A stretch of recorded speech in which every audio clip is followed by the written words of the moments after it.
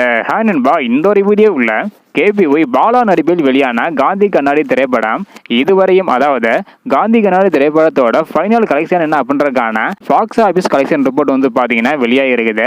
இந்த ஒரு திரைப்படத்தோட பட்ஜெட் என்ன, ஸோ மொத்தமாக இந்த ஒரு திரைப்படம் உலகம் முழுவதும் எவ்வளோ கலெக்ஷன் இருக்குது, வெற்றி திரைப்படமாக அமைஞ்சிருக்கா இல்லை தோல்வி திரைப்படமாக அமைஞ்சிருக்கா அப்படின்றதுக்கான முழு டீட்டெயிலுமே இந்த ஒரு வீடியோவில் வந்து பார்க்க போகிறோம். அதுக்கு முன்னாடி தற்பொழுது கேபிஒய் பாலா அவர்களை பற்றின ஒரு பிரச்சனை வந்து பார்த்தீங்கன்னா போயிட்டு இருக்குது. உண்மையாலுமே பாலா மீது தவறு இருக்குமா இல்லை அப்படின்றதுக்கான உங்களோட கருத்தை மறக்காம கமெண்ட் பண்ணுங்க. ஓகே அன்பா, வாங்க நீங்க வீடியோக்குள்ள போகலாம். ஓகே அன்பா, பாலாவோட முதல் திரைப்படம் வந்து பார்த்தீங்கன்னா காந்தி கண்ணாடி. இந்த ஒரு திரைப்படத்தோட பட்ஜெட் 3 கோடி என சொல்லப்படுகிறது. இந்த ஒரு திரைப்படத்திற்கு ஆரம்பத்திலிருந்து வந்து பார்த்தீங்கன்னா ஷோ கொடுக்கல அப்படின்றதுக்கான ஒரு பிரச்சனை வந்து எழுந்திருந்தது.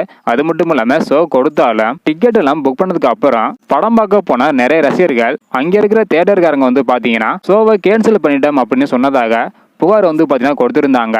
இந்த ஒரு காரணத்தினாலேயே படத்தோட வசூல் கொஞ்சம் வந்து பார்த்தீங்கன்னா குறைஞ்சிருந்தது. இப்படிப்பட்ட சூழ்நிலையில் 3 கோடி பட்ஜெட்டில் எடுக்கப்பட்டுள்ள காந்தி கண்ணாடி திரைப்படம் லைஃப் டைமாக வந்து பார்த்தீங்கன்னா 5 கோடி வரை கலெக்ஷன் செஞ்சுள்ளதாக பாக்ஸ் ஆஃபீஸ் கலெக்ஷன் ரிப்போர்ட் வந்து பார்த்தீங்கன்னா வெளியாக இருக்குது. அதாவது படத்துக்கு செலவு பண்ண பட்ஜெட்டை விட 2 கோடி அதிகமாக கலெக்ஷன் சேர்ந்து ஒரு வெற்றி திரைப்படமாக வந்து பார்த்தீங்கன்னா அமைஞ்சிருக்குது. என்னதான் படம் வெற்றி பெற்றாலும் தற்பொழுது பாலா அவர்களை பற்றின பிரச்சனை நாளுக்கு நாள் வந்து பார்த்தீங்கன்னா அதிகரிச்சுட்டே வந்து வருது. இந்த ஒரு காரணத்தினால பாலா வந்து பார்த்தீங்கன்னா மிகவும் வருத்தத்தில் இருப்பதாக சொல்லப்படுகிறது. இந்த ஒரு பிரச்சனை வந்து பார்த்தீங்கன்னா படம் வெளியாகிறதுக்கு முன்னாடி வரை வந்து கிடையாது. ஸோ படம் வெளியானதுக்கு பிறகுதான் இந்த ஒரு பிரச்சனை பெரிய பிரச்சனையாக வந்து எழுந்திருக்குது.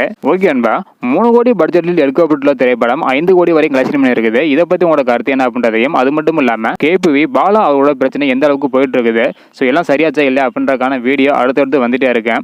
இதையெல்லாம் நீங்கள் பார்க்கணும் மறக்காம நம்ம சேனலை சப்ஸ்கிரைப் பண்ணிக்கோங்க. இந்த வீடியோ பார்த்தீங்கன்னா மறக்காம எல்லாருக்குமே ஷேர் பண்ணுங்க. ஓகே அன்பா, தேங்க்யூ.